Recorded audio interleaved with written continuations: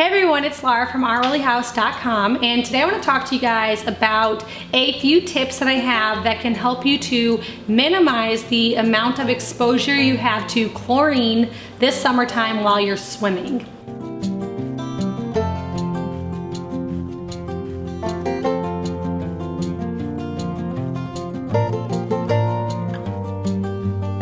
During the summertime, we spend a lot of time in the pool, and in my home, I go through really great measures to eliminate chlorine in our bodies and getting on our skin. So I have a Berkey water filter that I use, its own special filter just for chlorine, and I buy that separately to make sure that we have no chlorine in our drinking or cooking water. I use this crystal bath ball that eliminates chlorine in the bath water. When I give my kids a bath, I can swirl that around. And then we go to the pool that is full of chlorine and we swim in it all day long. So I started thinking, okay, this is kind of weird. I worry so much about it at home, but then we play in the stuff when we go swimming.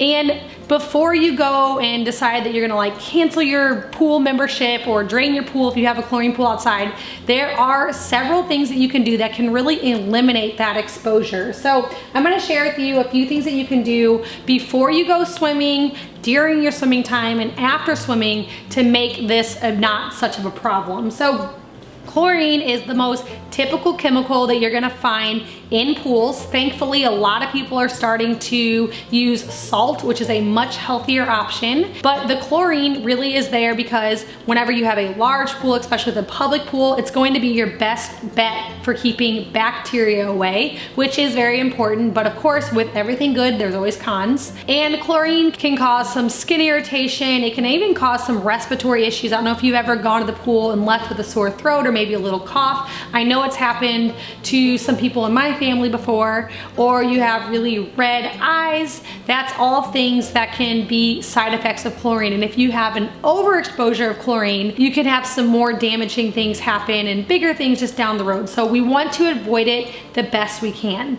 So first off, before you go swimming, it is the best thing you can do is to get yourself wet before getting into the pool. So rinse your body off, rinse your hair off, and that makes it harder for the chlorine to absorb into already wet skin. The second thing you can do is you can put on a kind of oily substance barrier. So what I like to use is my homemade whipped body butter, which I've shared this recipe here on the YouTube channel. I'm gonna use this same recipe. I might put in a couple of different essential oils in here, but I also like to add in vitamin C powder. Vitamin C helps to neutralize chlorine, and so it's really good to add vitamin C somehow onto the skin before getting into the pool. With this oil-based lotion, it's also gonna help to keep the chlorine from absorbing into the skin. Over on the blog, I listed out several different essential oils that are the best for detoxing chlorine, and so those are some of the oils I'm going to add in here. Now, one of those on the list was tangerine, but that is one that you're gonna want to be careful with, because remember that your citrus oils are photosensitive, which can cause you to burn. So you're gonna want to stay away from any citrus oils if you are putting on a lotion and then you're going to be in direct sunlight. So that's my first tip before getting in the pool. Wet your skin, wet your hair, and then put on some type of barrier, and this whipped body butter is a great thing to use with the added vitamin C. While you're swimming, you can wear a swim cap, and also if you wear goggles, that's gonna help protect your eyes. Another thing, now this is probably pretty self-explanatory, everybody knows that you need to keep your mouth closed when you're swimming, but this is just a reminder if you have little kids like I do, to remind them to keep their mouths closed when they're jumping in the pool to avoid getting any type of chlorine water into their mouth, because sometimes they forget, and that can be some of the reasons why it can cause like a sore throat and even a cough, is if they drink too much of the water while they're swimming. So reminding them to keep their mouths closed, keep their eyes closed while they're underwater is really important. Now after they are done swimming it is best to rinse your body right away. Even if you have some soap, you can maybe take a quick shower just to rinse. Definitely wash your hair to rinse all of that chlorine off, because the longer it sits on your skin, it's going to absorb more. So our skin is our largest organ in our body, and it absorbs everything that goes on. It gets absorbed into the bloodstream. So you want to rinse that off so it can stop absorbing into the skin. And then next, I'm going to show you guys how to make a DIY after swimming detox spray. Now this is a great spray to spray pretty generously all over your skin after you're done swimming. You can even spray it into your hair to help to further remove some of that chlorine and help your body to detox. If you also want to take a vitamin C capsule before or after swimming, that can also help because it neutralizes that chlorine. To make this, we're going to add in 2 teaspoons of apple cider vinegar,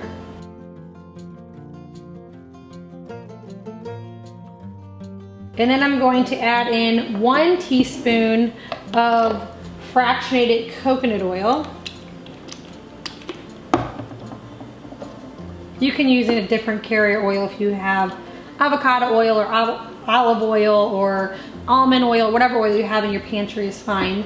And then I'm going to use some essential oils. Now I'm going to be using tangerine, cilantro, and rosemary. These oils are all really great at helping the body to detox. I'm just going to do 5 drops of each.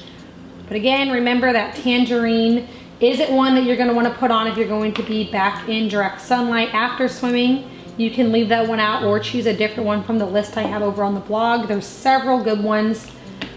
But if you're going to be spraying this on and heading home and not being outside much more, then that's an okay oil to use in this spray. Then you're going to top this off with water.